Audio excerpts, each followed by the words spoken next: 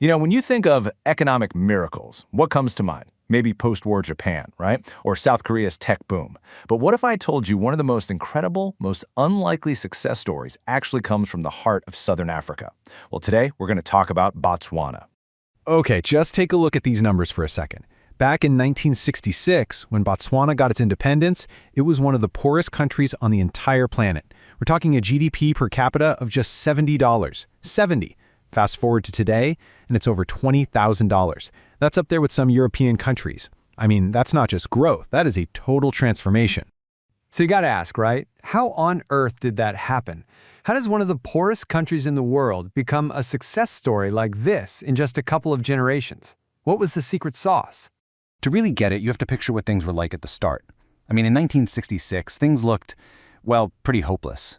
First off, Botswana is landlocked. Then, a massive 70% of the country is the Kalahari Desert. There was basically no infrastructure. We're talking just a handful of paved roads. Almost no one had a college degree. Honestly, by just about every metric, it looked like it was doomed from the start. And if you want a little window into the national psyche back then, just look at their national motto. It's one word: Pula. Pula means rain. It's also the name of their money, their currency. Think about that for a second. That tells you everything you need to know about how precious something as basic as water was. Their whole idea of wealth was literally tied to what fell from the sky. So what happened? What was the game changer? How did a country praying for rain suddenly find itself swimming in riches? Well, the answer really boils down to two things, two pillars that changed everything: diamonds and democracy. All right, so here's how it played out. First, they had a peaceful independence. And right away, their first president, Sir Seretse Khama, focused on building a stable democracy. And that foundation, man, it turned out to be absolutely crucial, because just a few years later, boom, they discovered massive diamond deposits. And this is the part of the story where Botswana does something completely different from so many other countries. Because here's the key thing. It wasn't just about finding the diamonds. It was about what they did with the money. You've probably heard of the resource curse, right? Where countries find oil or minerals, and it just leads to corruption and conflict. Well, Botswana's leaders did the opposite. They took that diamond money and plowed it right back into the country, building roads, schools, hospitals. They literally turned wealth buried in the ground into a better life for their people. And the results of that strategy? Honestly, they were just spectacular. We're not just talking about numbers in a report. This was a whole nation being built from scratch for everyone. Just look at this chart. It shows you the sheer scale of what we're talking about. From that $70 back in '66, just look at that jump. For decades, Botswana had one of the fastest growing economies on the planet. This wasn't a short boom. It was a sustained economic explosion. And it's really important to remember, this story is about so much more than just money. Today, Botswana has the second highest Human Development Index in continental sub-Saharan Africa. It's also Africa's longest-running uninterrupted democracy, and on top of all that, they've become a global leader in conservation. They're protecting the world's biggest elephant population and are one of the best countries in the world for forest health. It's pretty incredible. But like any real story, it's not a perfect fairy tale. All that success has actually created its own set of modern, really complex challenges that Botswana is facing right now. Okay, so problem number one is that they're still a little too hooked on the very thing that made them rich: diamonds. As you can see here, diamonds still make up 40% of the government's entire revenue.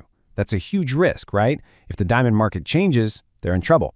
And that dependence is tied to some other big issues, like a stubborn unemployment rate and a pretty wide gap between the rich and poor.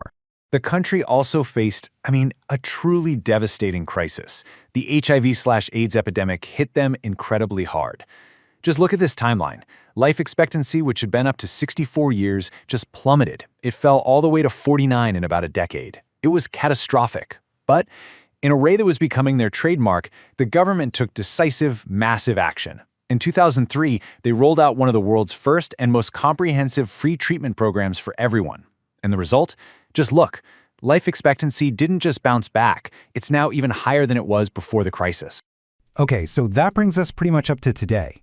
And Botswana finds itself at another major crossroads, trying to figure out what comes next, what a future after diamonds and democracy looks like. And something huge just happened.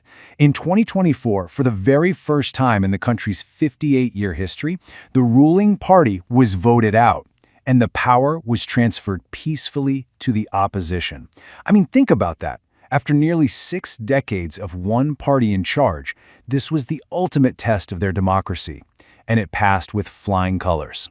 So what's next? Well, they're trying to build a future that isn't just about diamonds, and you're starting to see these amazing pockets of innovation pop up. There's a company called Deftronics creating solar-powered hearing aids for the developing world. They've got their own satellite program now, Sat-1. And here's a wild fact for you. Remember the Omicron variant of COVID-19? It was a lab in Botswana that discovered and sequenced it first, and then told the rest of the world, right there in Botswana.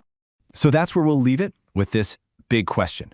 The first chapter of Botswana's story was incredible, right? A masterclass in how to use natural wealth for the good of a nation. But now the second chapter is just beginning. Can they pull off another miracle? Can they reinvent themselves all over again, this time with a future built not on what they pull from the ground, but on the ideas and innovations of their own people?